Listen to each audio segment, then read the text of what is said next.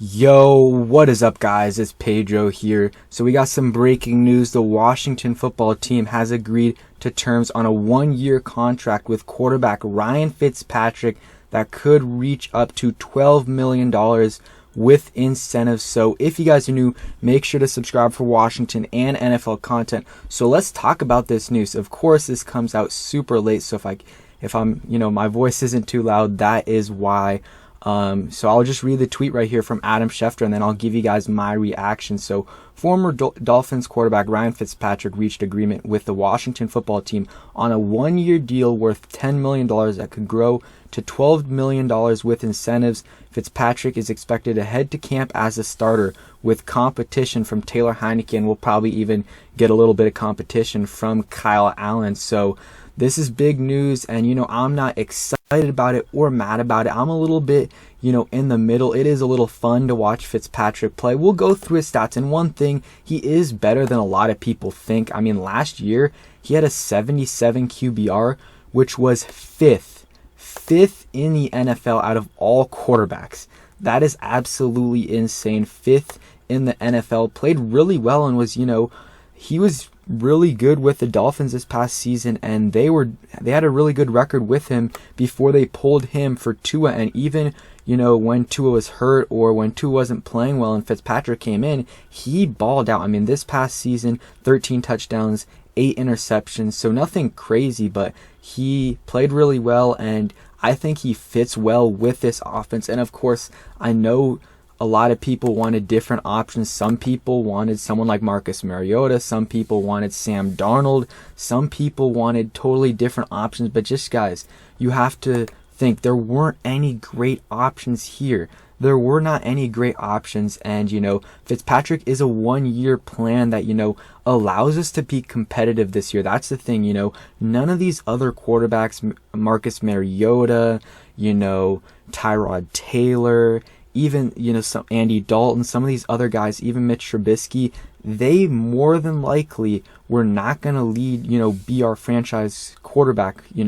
They had some potential, but they also had a very low floor. I think Fitzpatrick has a higher floor than a lot of those guys, and, has a higher ceiling, at least in the short term, than some of those guys. And, Washington can still, try to get a franchise quarterback next year in free agency or next year in the draft. And hey, if someone this year falls to them that they really like, or someone falls a bit and they can trade up for them, that's still a possibility. They only have 3 quarterbacks right now on the roster. I mean, 4 if you count Steven Montez, but they could probably move on from maybe Kyle Allen or Steven Montez if they want, because the contract is so little. So there's still, opportunity to go through, to other quarterbacks. And I think Fitzpatrick is also a pretty good mentor towards Taylor Heinicke and Kyle Allen. I mean, he's played in the league for so long. I mean, ever since 2005, and he's worked his way through a bunch of different teams.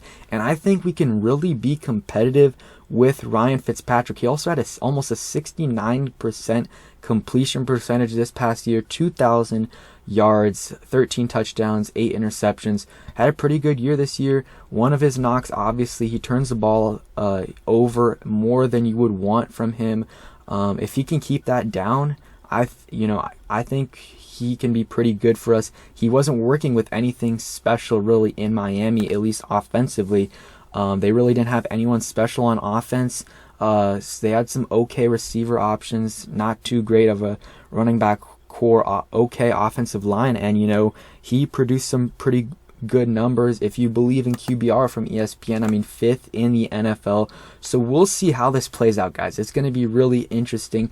Do they still want to go get another quarterback in the draft? I think that's still possible if one falls to them that they really like. I don't think they're going to go out of their way and trade up into the top 7 anymore, but maybe if someone that they really like falls to 15 or 19, I think they'll end up making that pick. But that's only if they really like him. But you guys, I know there's going to be people, like I said earlier in the video, there's going to be people super, super upset with this signing, and there's going to be people super happy. I'm in the middle. I would just say, stay calm. I think Fitzpatrick is good enough. And, the one knock is obviously the turnovers, but also, he's not really going to lead you to anywhere. He could win you the division and maybe even a playoff game if we improve. But besides that, he's not going to get us to the next level. And that is a concern for some people. But the question is, was Marcus Mariota going to get you to that next level? Like I said earlier, Tyrod Taylor, all these guys, Jacoby Brissett, Andy Dalton, were they going to get you to the next level? And there's basically no risk in this signing. It's a $10 million deal. It's a 1-year deal. Let's say you want to get Sam Darnold. Obviously, sorry about that. Sam Darnold has a lot more potential than Ryan Fitzpatrick, especially long term.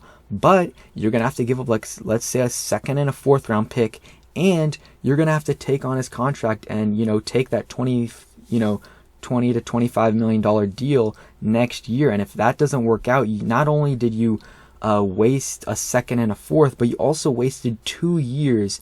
And Fitzpatrick, it's only going to be one, and I think he can get, if you have the right pieces around him on offense and you continue to develop the defense, then I think he can lead you to the playoffs. I honestly do believe so, especially in this division, just because it's a lot weaker. And, Dallas, a lot of people are picking them to be the favorites, and, they definitely can, but they always, don't do as well as people think they will. And we'll see, guys. I want to hear what you guys have to say about Ryan Fitzpatrick. I really, really hope, though, we do sign a receiver tomorrow. We need to get this receiving core some more help, get Terry McLaurin some more help, and then maybe a tight end. I'm excited about this, obviously excited and scared because Fitzpatrick is fun to watch, but also he'll have those moments that you're just like, man, what is he doing? I'm going to, watch some film, watch some highlights, and get a better sense of what his season was last year and how he performed, and, we'll see how he does, guys. Sorry, this is my first reaction right away.